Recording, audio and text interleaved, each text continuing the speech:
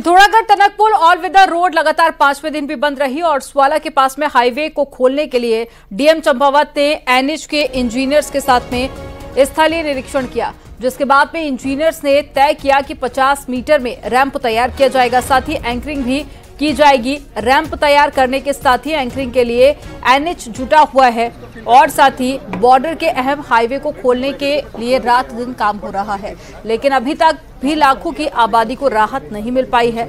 आपको बता दें कि 12 सितंबर के बाद पिथौरागढ़ और चंपावत की लाइफलाइन 90% मौके पर बंद रही।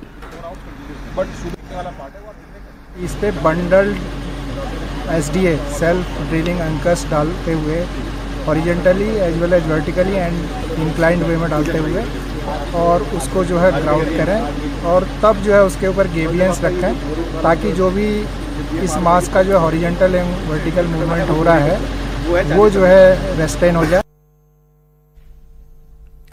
एम्स ऋषिकेश ने टिहरी जिले के दूर दराज के गांव में ड्रोन डिलीवरी से दवाई पहुंचाई। सिर्फ 30 मिनट में ऋषिकेश एम्स से टिहरी के गांव में ब्लड प्रेशर की दवाई पहुंचाई गई और ड्रोन मेडिकल सेवा से एम्स के हेलीपैड से 10 किलोमीटर का पेलोड टिहरी के चंबा ब्लॉक में भेजा गया और 33 किलोमीटर की हवाई दूरी और 5600 फीट से अधिक की ऊंचाई पर स्थित चंबा ब्लॉक तक पहुंचने में सिर्फ 30 मिनट का समय ही लगा। ड्रोन संचालन टीम ने चंबा ब्लॉक के स्कूल के प्रांगण में मौजूद स्वास्थ्य विभाग के स्टाफ को दवाओं की डिलीवरी उपलब्ध कराई। एम्स कार्यकारी निदेशक प्रोफेसर मीनू सिंह ने कहा कि एम्स की कोशिश है कि नई तकनीक से राज्य के दूरदराज के इलाकों तक ड्रोन सेवा द्वारा जरूरतमंदों को दवा भेजी जाए।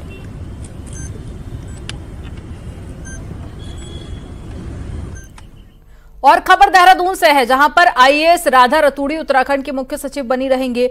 राधा रतूड़ी को 6 महीने का एक्सटेंशन मिल गया है और अब 31 मार्च 2025 तक के लिए राधा रतूड़ी ही मुख्य सचिव होंगी। राधा रतूड़ी को दूसरी बार एक्सटेंशन मिला है और इस बार भी 6 महीने के लिए उनका कार्यकाल आगे बढ़ा दिया गया है।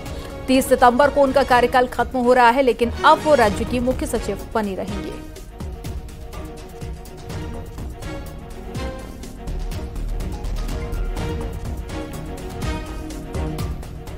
दुनिया के अलग अलग देशों में रहने वाले उत्तराखंड के लोगों के लिए मुख्यमंत्री पुष्कर सिंह धामी ने वेबसाइट लॉन्च की है। www.pravasiuttarakhandi.uk.gov.in पर उत्तराखंड के प्रवासियों को सरकार की पॉलिसी, प्रोग्राम और गतिविधियों की जानकारी मिल जाएगी।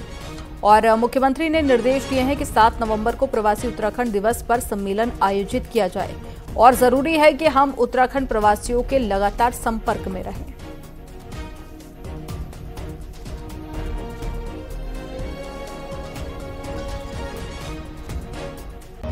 और खबर देहरादून से है, जहां पर स्कॉलरशिप घोटाले के मामले में विजिलेंस ने बड़ी कार्रवाई की है। आरोपी अनुराग शंखधर के घर विजिलेंस ने रेड मारी है। आय से अधिक संपत्ति मामले में विजिलेंस का एक्शन हुआ है और विजिलेंस की टीम अनुराग के देहरादून विष्णु विहार वाले घर पहुंची और घर के लोगों से भी टीम ने पूछताछ की। साथ ही टीम के हाथ कई महत्वपूर्ण दस्तावेज भी लगे हैं। आरोपी अनुराग शंखधर समाज कल्याण विभाग में तैनात था। वहीं आरोपी पर आय से अधिक संपत्ति का मामला दर्ज है और हल्द्वानी जोन की विजिलेंस टीम ने रेड की है।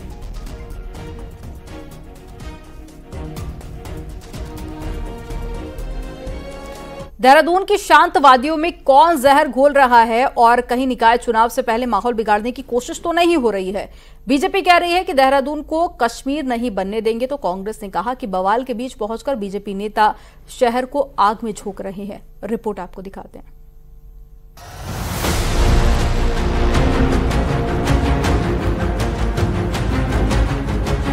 गुरुवार देर रात देहरादून रेलवे स्टेशन पर पत्थरबाजी हुई। बदायूं के प्रेमी जोड़े की कहानी देहरादून में दहशत की वजह बन गई। जिस देहरादून की पहचान शांत और सभ्य लोगों की शहर की थी, गुरुवार रात हुए बवाल के बाद अब वहां डर है। शुक्रवार को पलटन बाजार और घंटाघर में हंगामे में बीजेपी नेता क्यों पहुंचे, सवाल इस पर भी उठ रहे हैं। घंटाघर से लेकर थाने तक बीजेपी नेता उस विकास वर्मा के साथ दिखे, पुलिस की एफआईआर में जिसका नाम नंबर 1 पर है।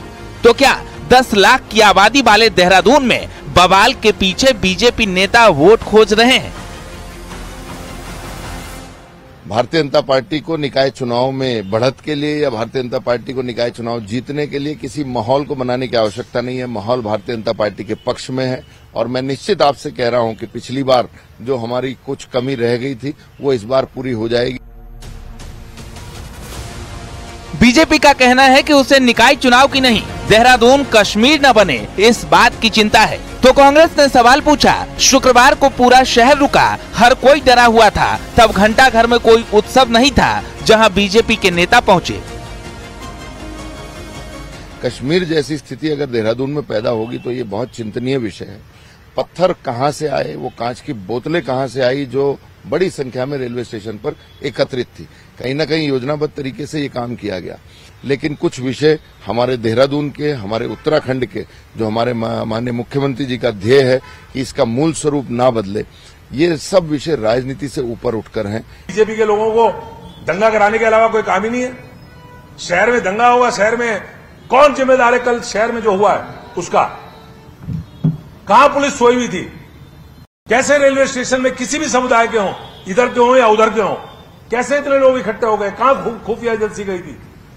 कहां थी खुफिया एजेंसी? कहां थी इंटेलिजेंस? कहां थी LIU? कहां थी पुलिस? आप इस शहर को आग में झोंकना चाहते हो? बीजेपी को देहरादून में हुए बवाल के पीछे कोई राजनीति नहीं दिखती, वहीं कांग्रेस को पूरा बवाल बीजेपी का प्रायोजित प्रोग्राम दिखता है। दंगे, फसाद, बवाल में नुकसान आम लोगों का होता है और बदनामी शहर की होती है। और यही इन दिनों देहरादून शहर के साथ हो रहा है, जहां बहुत जल्द नगर निगम के चुनाव होने हैं। दीपांकर भट्ट, न्यूज़ 18, देहरादून।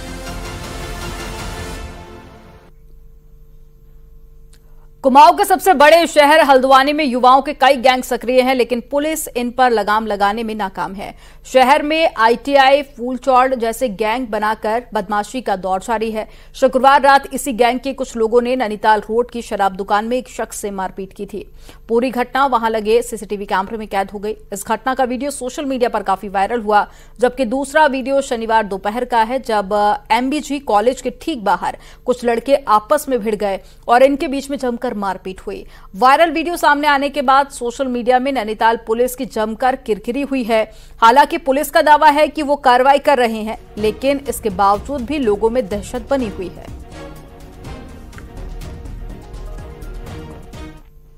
द्वारा लगातार सर्विलांस के माध्यम से चेक किया जा रहा है। CCTV के थ्रू हम लगातार चेक कर रहे हैं, कड़ी से कड़ी कार्रवाई भी कर रहे हैं, लेकिन हमारे आईज एंड ईयर्स कहीं ना कहीं जनता है। जितनी जल्दी हमारे पास जनता है, मीडिया है, जितनी जल्दी हमारे पास ये सूचना आएगी उतना ही हम प्रॉम्प्ट एक्शन ले पाएंगे। हम कोशिश कर रहे हैं और ज़्यादा तेजी से इसमें कार्रवाई करी जाएगी।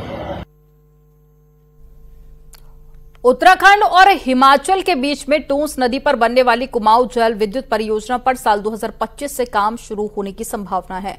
बताया जा रहा है कि इस हाइड्रो प्रोजेक्ट के लिए DPR पर जोरों से काम चल रहा है, जो मार्च तक पूरा होगा, जिसके बाद में इन परियोजनाओं पर काम शुरू होगा। आपको बता दें कि हिमाचल और उत्तराखंड सरकार की बहुउद्देशीय किसाऊ जल विद्युत परियोजना की पूरे होने के बाद में 660 मेगावाट बिजली का उत्पादन होगा, जिसमें उत्तराखंड के 330 तो हिमाचल को भी 330 मेगावाट बिजली मिलेगी। साथ ही उत्तराखंड, उत्तर प्रदेश, हरियाणा, पंजाब, दिल्ली और हिमाचल प्रदेश के साथ राजस्थान के किसानों को सिंचाई के लिए पानी भी मिल सकेगा।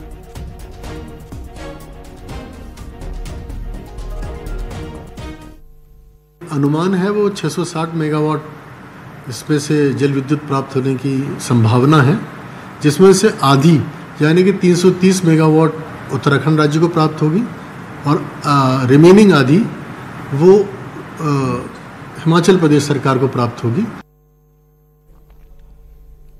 उत्तरकाशी के पुरोला में आई आपदा को 1 साल से ज्यादा का समय हो गया है, लेकिन पुरोला से मोरी जाने वाली सड़क आपदा से हुए नुकसान के बाद भी पुरोला बाजार में ठीक नहीं किया गया।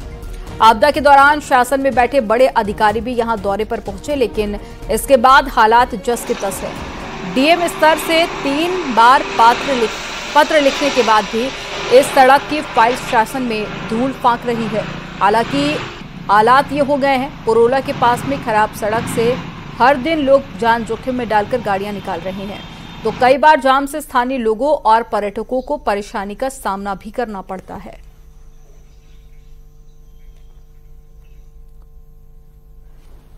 खबर ऋषिकेश से है, जहां पर कार के टायर में एक पेंगोलिन लिपटा मिला। यहां पर श्यामपुर के पास में खड़ी कार के टायरों में पेंगोलिन यानी कि सल्लू सांप मिला है और तुरंत ही वन विभाग को बुलाया गया और सकुशल उसे निकालकर वहां से जंगल में छोड़ दिया गया।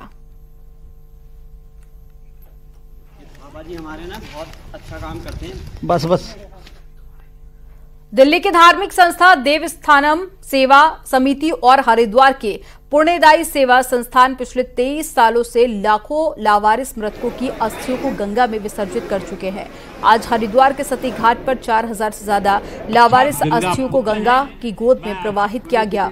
संस्था से जुड़े लोग बताते हैं कि 23 सालों में 1,60,000 से ज्यादा अस्थियों को विधि विधान से गंगा में बहाया जा चुका है।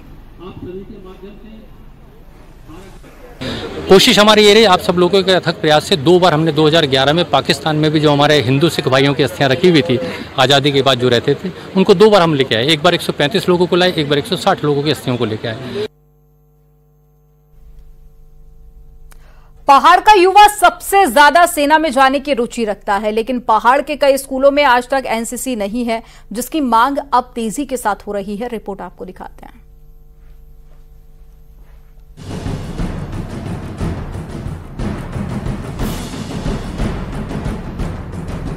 भारतीय सेना में भारी संख्या में उत्तराखंड के लोग हैं, लेकिन पहाड़ में कई जगह आज तक एनसीसी नहीं है। विकासनगर के जौनसार बाबर में 33 इंटर कॉलेज हैं और 3 डिग्री कॉलेज, लेकिन किसी में भी एनसीसी नहीं है, जिसके लिए कई बार युवा आवाज भी उठा चुके हैं। यहाँ एनसीसी नहीं है, हम भी लेना चाहते थे यहाँ एनसीसी, पर यहाँ नहीं है और हमें तो नहीं मिल पाई, पर हमसे जो पीछे वाली क्लास है उन्हें मिल जाए तो सही रहेगा। नीचे बच्चों के पास होती है शहरों में, पर यहाँ नहीं है। हमें मतलब एनसीसी की बहुत ज़रूरत है, क्योंकि यहाँ से पहाड़ से बहुत लोग नीचे फौज की तरफ बहुत प्रेरित है और सबको मतलब फौज में जाने का बहुत शौक है। बहुत लड़के मैंने मतलब यहाँ के लड़के बहुत सुबह दिन रात तैयारी करते हैं, पर यहाँ एनसीसी नहीं है, जबकि एनसीसी मतलब फौज में बहुत फ़ायदा मिलता है। एनसीसी से बच्चों में देश की सेवा का जज्बा पैदा होता है और इसके साथ ही एनसीसी उन्हें जीवन में अनुशासन से रहना सिखाती है। इसके साथ ही एनसीसी वाले बच्चे को डिफेंस एग्जाम में बोनस मार्क्स का भी फायदा मिलता है। जौनसार बाबर का शायद ही ऐसा कोई परिवार होगा जिस परिवार से पुलिस, आर्मी और अन्य ऐसी संस्थाओं में कार्यरत नहीं है। लगभग 2008 में सैया इंटर कॉलेज में एनसीसी प्रारंभ हुई थी, वो भी किसी कारण 2011 में बंद हो गई। एनसीसी को खोलने के लिए सरकार की तरफ से भी प्रयत्न किए जा रहे हैं और हमारी शिक्षा विभाग की तरफ से भी प्रयत्न किए जा रहे हैं। अभी कुछ ही दिन पहले माननीय मंत्री जी ने दिल्ली में एनसीसी से संबंधित एक बैठक में प्रतिभाग किया और वो भी चाहते हैं कि विद्यालयों के अनुशासन के लिए और उत्तराखंड की जो सैनिक पृष्ठभूमि है उसको दृष्टिगत अधिक से अधिक विद्यालयों में एनसीसी होनी चाहिए। पहाड़ के युवा लंबे समय से एनसीसी की मांग कर रहे हैं ताकि उन्हें भी इसका फायदा मिल सके। न्यूज़ 18 के लिए विकासनगर से कुलदीप चौहान की रिपोर्ट।